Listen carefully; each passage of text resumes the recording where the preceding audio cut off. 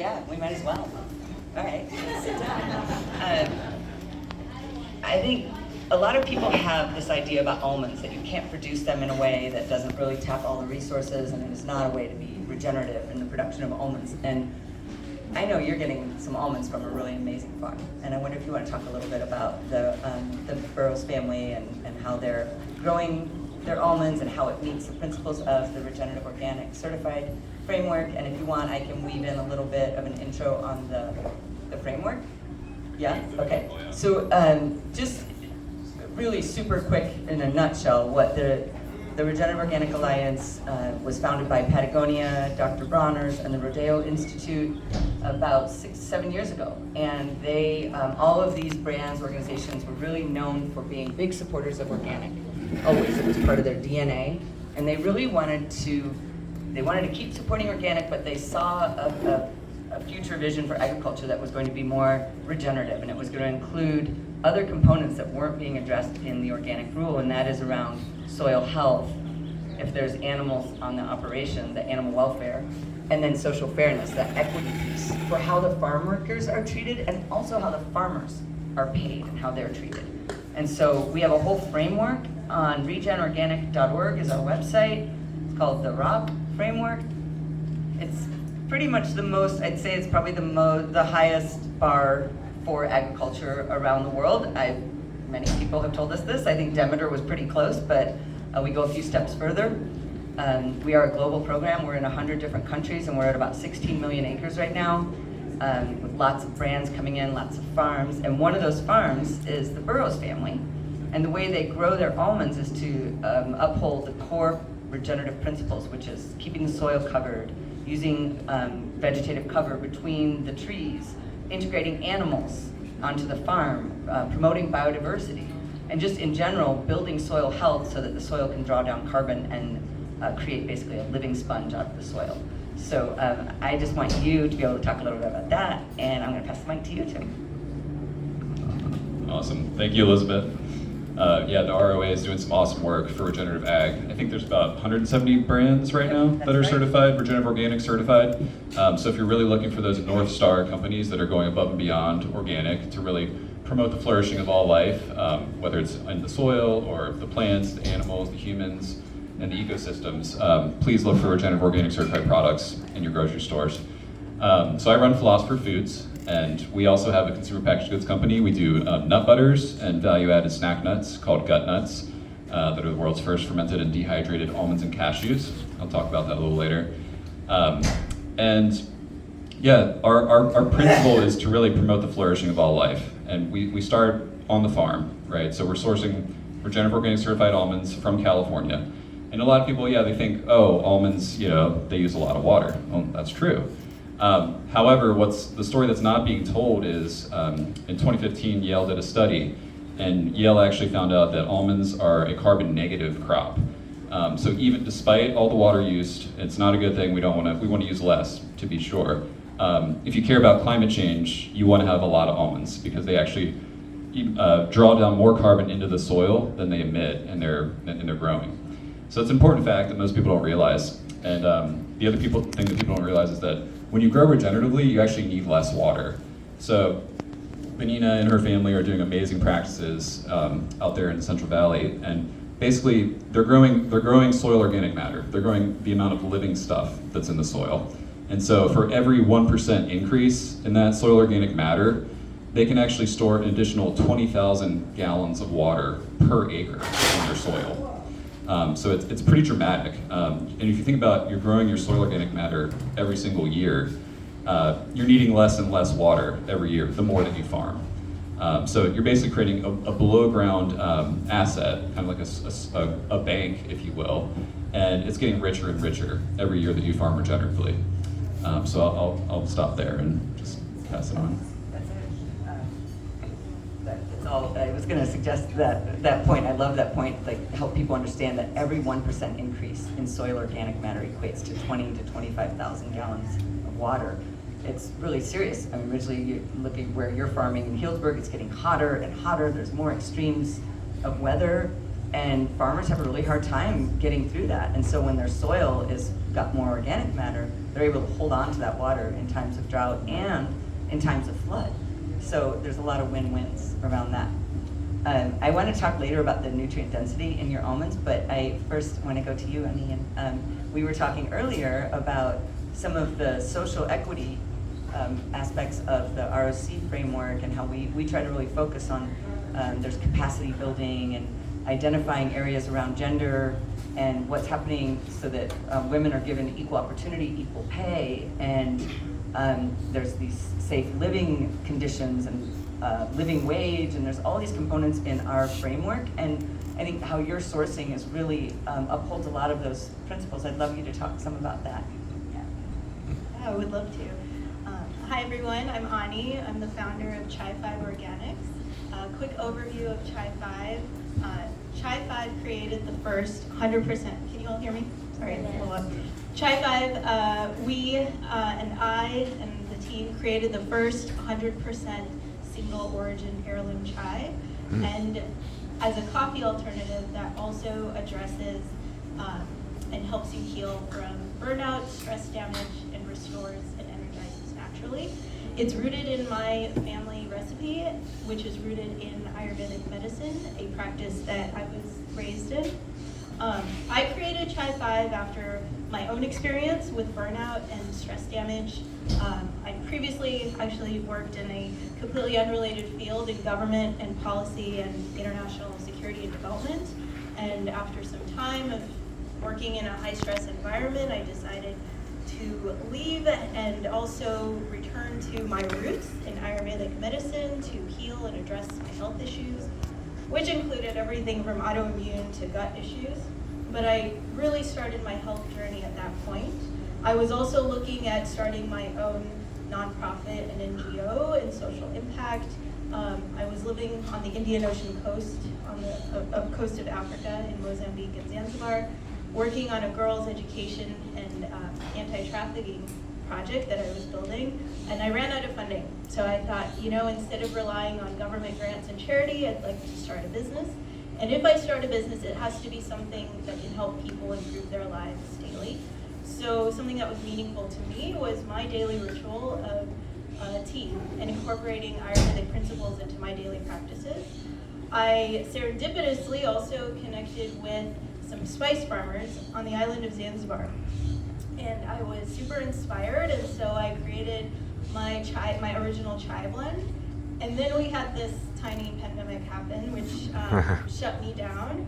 But my customers were coming back to me and saying, your chai has really helped me heal. It's been a coffee alternative, it's helped heal my gut issues, it's helped reduce my anxiety and coffee dependency. And so I decided to restart and also ensure that we're sourcing to certain standards.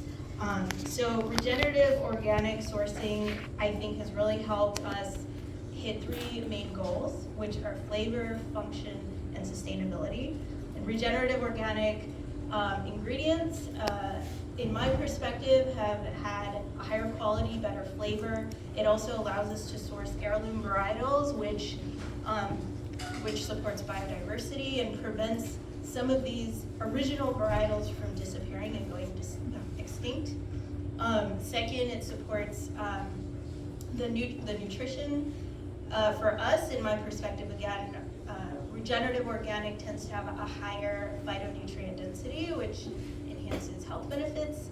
And then lastly, with sustainability, we're able to really promote biodiversity and truly invest in the future of not only our business, but of all of our communities. And so it's been, in my opinion, regenerative organic sourcing that has tied together these three main principles that we try and offer, and really also bring together, really create sort of a platform that's not only for consumers, but also for our farmer communities. My family in India were farmers, my grandparents, my great-grandparents, so I come from a family of farmers, but they were also healers, and that's not by coincidence. And so that's something that I strive to preserve and really drive home the point that our health is truly linked to the health of our environment and the health of our communities. So, woohoo! Yeah.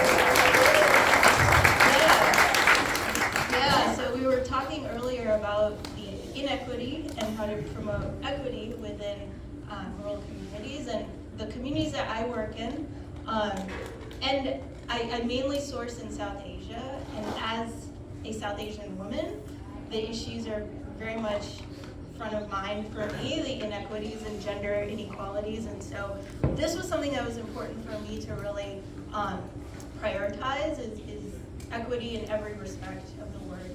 And so everything from paying farmers upfront to also ensuring that we are investing in women's and girls' empowerment, which goes back to sort of our DNA of how I started as a social enterprise, supporting girls and wanting to generate revenue to support the Girls Empowerment Project. And that's still a piece of our DNA.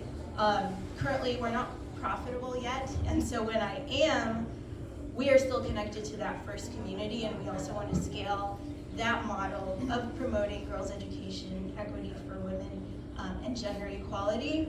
We currently source from one of the only biodynamic women-owned tea farms in India.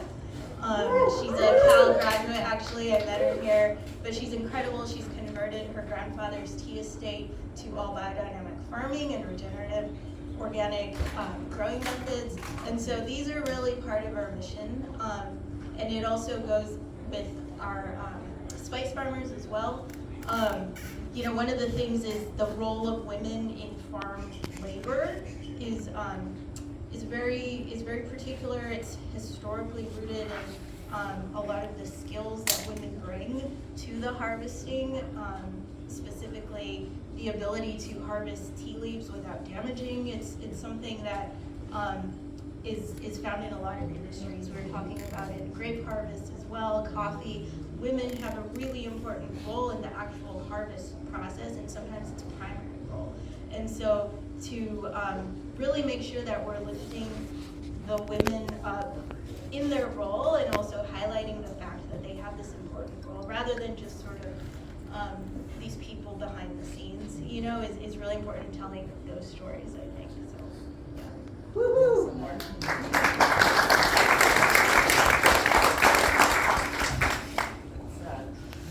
I would love to circle back to you, Tim, a little bit about, I think you were doing some nutrient density testing, right? So it's a really exciting new area where I really believe if once consumers start to see this, it will unlock the keys to that kingdom where we find out that the food grown in healthy soil is really much higher in nutrient density, like you were reflecting on the quality. And you can prove that you have to buy 50 of these carrots instead of one of these, that will drive a lot of transformation of our food systems. And there's a lot of work being done by different scientists, really brilliant minds out there working on that. And I think you're working with Eric at Audacious or Dan Kittredge. Yeah, and so I'd love you to talk a little about that. So yeah, Philosopher Foods, we say know thy foods, right? Because if you are what you eat, then knowing your food is really knowing yourself. So we sprout and we also ferment our nuts, and these are two different processes. So to your point, Elizabeth, regeneratively grown almonds are more nutritious. So there was a study done by Jonathan at Ecdysis Foundation. He looked at Benina's farm and some other regeneratively managed farms, and he found that on average there's 15% more magnesium in almonds that are grown regeneratively than conventionally. Unfortunately, that study, and that's great, right? That's an awesome improvement. So, but unfortunately, the study didn't go much deeper on the nutrient side. So I started working with Dan Kittredge of the Bionutrient Food Association, and we really wanted to figure out what is happening, you know, when we grow regeneratively beyond the macronutrients and the things that you normally see on your nutrition facts label. So he introduced me to Dr. Stefan von Vliet. He's a PhD food scientist at Utah State University. And I approached Stefan and I told him, Stefan, you know, we're doing this sprouted almond butter. We want to figure out, you know, what's the difference between sprouted almonds and regular almonds. And also, by the way, one time when we were making sprouted almond butter, they spontaneously fermented. And I created this new product line called Gut Nuts, fermented almonds and fermented cashews. Can you tell me what's going on in these gut nuts? Like, what are we actually doing here? So he basically did a metabolomics analysis, which is the scientific word for nutrient density. And what we found was that there's an increase in antioxidants. So there's basically all kinds of phytochemicals, flavonoids, antioxidants, quercetins, various things that promote anti-inflammation in your body. So there's actually a 5x increase of antioxidants when you sprout nuts compared to raw. And when you ferment nuts, there's actually a 15x increase in antioxidants compared to the raw nut. So to your point about how many carrots do you need to eat, well, if you're talking about antioxidants, which is the compound that makes almonds medicinal, you need to eat one gut nut, and it's the equivalent of 15 regular almonds. Or 3 sprouted almonds is the equivalent of 1 almond, regular almond. So that's a big deal, and that it doesn't stop there. So there's also the B vitamins; those are doubled in fermented nuts compared to raw. There's actually vitamin D in fermented cashews, 35% of your daily value, where there was 0% in raw cashews, and the list goes on and on. So part of this for sure is the agriculture, but a really important piece of the equation is also the food processing, particularly with fermentation. The bacteria that we partner with to achieve fermentation are literally generating nutrients out of thin air that weren't there before. So some of those are antioxidants, some of those are vitamins. They're also getting rid of things that we don't want in our food. So anti-nutrients, for example, phytic acid. How many people have ever eaten too many nuts and you kind of feel bloated and heavy and weighed down? Well, that's because there's a lot of phytic acid in raw nuts. It turns out that fermentation achieves a 41% reduction in phytic acid. So a lot of people tell us, oh yeah, we can munch this whole bag and we feel fine. Well, that's because there's less phytic acid. There's fewer anti-nutrients as a result of the processing. The other benefit of fermentation as a form of processing is that you get rid of agricultural pollutants. So glyphosate is a huge herbicide that's used in almonds, #1 herbicide sprayed on the crop. We found it in measurable levels in every single conventional almond that we tested.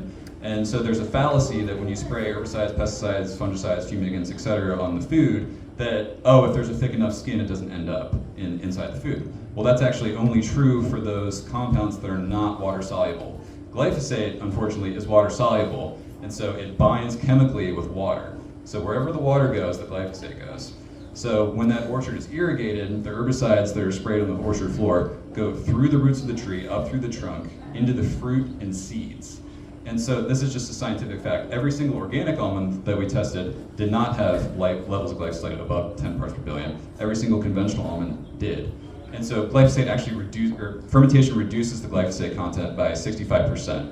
So the bacteria are literally eating it and turning it into food. So I'll stop there. There's a lot more I could say, but.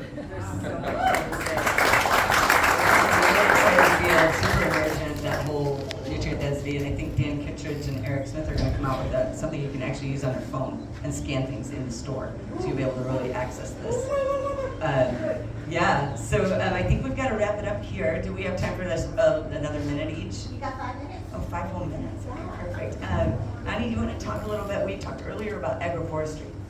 And so kind of jumping back into the farming ideologies, let's talk about agroforestry and how that's being used in the systems that you're purchasing from. And just from my perspective for the ROC framework that's one of the, we really try to encourage that more agroforestry, and we see impacts everywhere where farmers around the Midwest, there's a lot of projects, probably Mad Ag is doing this, where you're looking at bringing in elderberries and hazelnuts and planting hedgerows and bringing in ways to modify the climate, the microclimates. And by doing that and planting more green things, more carbon gets drawn down, moderates the climate, and then also it helps impact the small water table. And so it can impact the water and the moisture that is coming on that farm. There's a lot of cool work being done on that by this guy, Alpha Low. But I would love you to talk about the agroforestry with the T. Agroforestry was really, central to my journey in thinking about starting Chai5, because it was the first spice farm I connected with was practicing agroforestry and using agroforestry techniques, which is, in my perspective, less of an agricultural practice and more of a method of forest management in some cases. And in the case of where I was living on the Swahili coast and traveling to Zanzibar, that was what I was witnessing. And it was inspiring and eye-opening, and I realized that for and I'm speaking mostly from the perspective of spices because that's what I deal in. And spices, a lot of people I was mentioning earlier, the story of where spices comes from is this very nebulous, sort of disconnected. A lot of folks just envision, you know, that the cinnamon just appears on the grocery store shelf, and there is an entire story of cardamom and cinnamon and ginger and nutmeg and cloves, and these 5 spices actually grow in the same ecosystem endemically, and so it's a way to grow biointensively. It's a way to support climate change mitigation. It's a way to support soil health and do it with less resources. And so I think someone mentioned earlier, when you grow crops that are made for that environment, it's easier to do it regeneratively. And it makes sense, but also from an economic standpoint, which if you're trying to decrease, you know, your usage of resources, it makes complete economic as well as environmental sense. And so this was just sort of part of our DNA as well from the get-go, that why would you do it any other way? And then from a consumer perspective, the quality of the spices was something that, you know, I never tasted outside of Zanzibar. And the only other experience that I was relating it to was growing up in a South Asian household. These spices had a lot of cultural significance. And 3 decades ago when I was a child, you know, the flavors are embedded in my memory. And I noticed over time that the flavors were changing. The flavors, you were losing the flavors of cardamom. Cardamom was not tasting the same. And so in Chai 5, I made it a point to source, sorry, there's bugs. Also want to be part of this panel.